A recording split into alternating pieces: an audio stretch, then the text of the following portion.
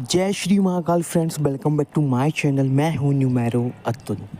Friends, आज बात करेंगे कुंडली के चतुर्थ भाव और अष्टम भाव के संबंध की, और जानेंगे कि जब अष्टम भाव में देवगुरु बृहस्पति बैठ जाते हैं और उनकी नौवीं दृष्टि चतुर्थ भाव पर पड़ती है तो किस तरीके से हमें लाभ प्राप्त होते हैं और किस तरीके से देवगुरु बृहस्पति की जो दृष्टि है वो एक विशेष फल व्यक्ति को प्रदान करती है।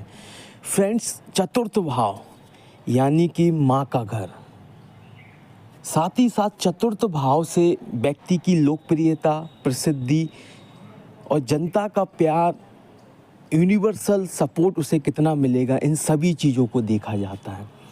तो जब देवगुरु बृहस्पति की नौवीं दृष्टि चतुर्थ भाव पर पड़ती है तो व्यक्ति को जनता का सपोर्ट, जनता का प्रेम, स्नेह बेहद प्राप्त होता है और व्यक्ति प्रसिद्ध हो जाता है, व्यक्ति लोकप्रिय हो जाता है। साथ ही फ्रेंड, चतुर्थ भाव जनता का घर है, तो यानी कि जनता का पैसा, जो भी माध्यम होते हैं यहाँ जनता का पैसा एकत्रित होता है, वो पैसा व्यक्ति तक पहुँच जाता है अगर चतुर्थ भाव पर नौवीं दृष्टि देवगुरु बृहस्पति की पड़ रही है और वो सिर्फ अष्टम भाव से पड़ती है। इसीलिए ऐसे व्यक्ति शेयर मार्केट, लॉटरी, सट्टा, इन चीज़ों से एक प्रचुर मात्रा में पैसा कमाते हैं। मैं कहूँ कि पैसा खुद ब खुद उनके पास चल के आता है तो कहना गलत नहीं होगा, क्योंकि चतुर्थ भाव जनता का भाव है।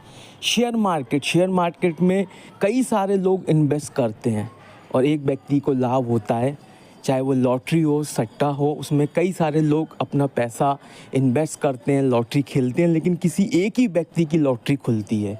तो जनता का पैसा आप तक पहुंचाने में मदद करती है देव गुरु बृहस्पति की नौवीं दृष्टि।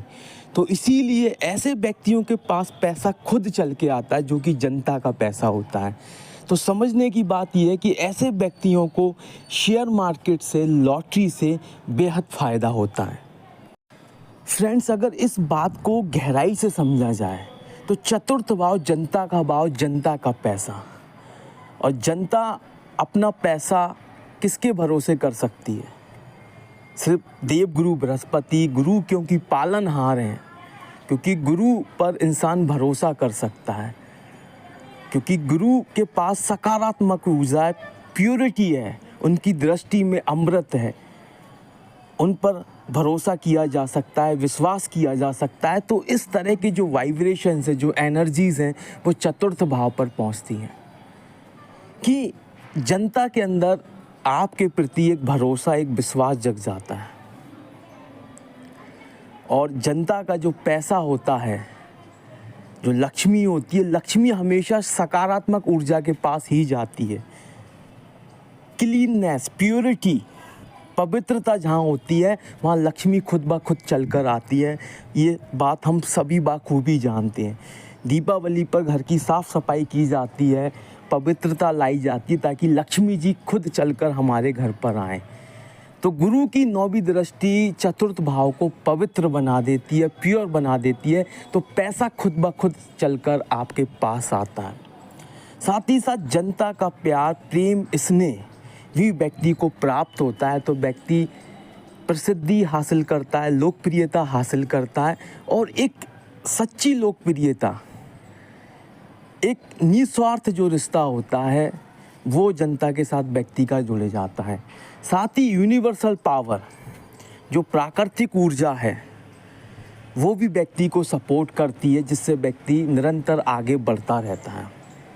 लेकिन ख़ास बात, जो सबसे विशेष बात है कि गुरु की नौवीं दृष्टि जो होती है वो अति विशेष होती है, वो धन को आकर्षित करती है।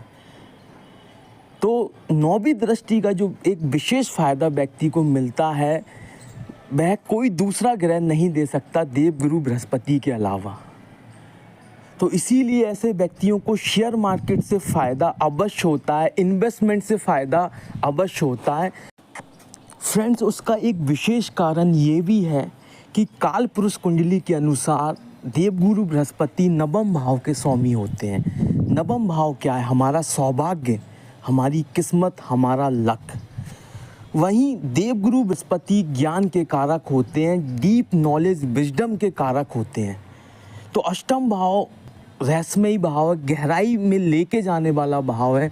तो यहाँ पर गुरु की जो नॉलेज होती है, विजडम होती है, वो और ज़्यादा डेप्थ में चली जाती है। तो व्यक्ति के पास एक डीप नॉलेज होती है, सौभाग्य भी व्यक्ति को प्राप्त हो गया, एक डीप नॉलेज भी उसके पास आ गई, और साथ ही नौवीं दृष्टि जो चतुर्थ भाव पर पड़ रही है, तो जनता का साथ, यूनिवर्सल पावर, प्राकृतिक जो सपोर्ट है, सहयोग है, वो भी व्यक्ति को प्राप्त हो रहा है। तो ऐसी परिस्थितियों में व्यक्ति को शेयर मार्केट से फ़ायदा होना तय है, क्योंकि फ्रेंड्स देवगुरु बृहस्पति या तो सकारात्मक ऊर्जा व्यक्ति को प्रदान करते हैं या फिर वो न्यूट्रल हो जाते हैं। नकारात्मक ऊर्जा व्यक्ति को कभी भी प्रदान नहीं करते हैं।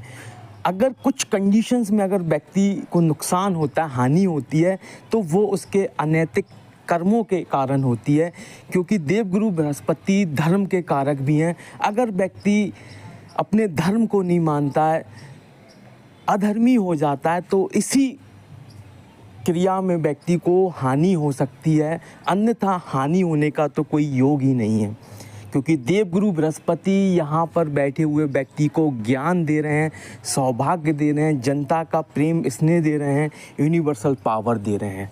और फ्रेंड, इसका एक विशेष उदाहरण है, इस दुनिया के एक बहुत बड़े इन्वेस्टर हैं वॉरेन बफेट, उनका भी अष्टम भाव में देवगुरु बृहस्पति की प्लेसिंग है।